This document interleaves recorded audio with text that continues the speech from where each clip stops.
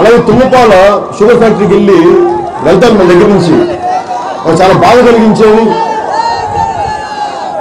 17 ఒక్క కుటుంబం కాదు.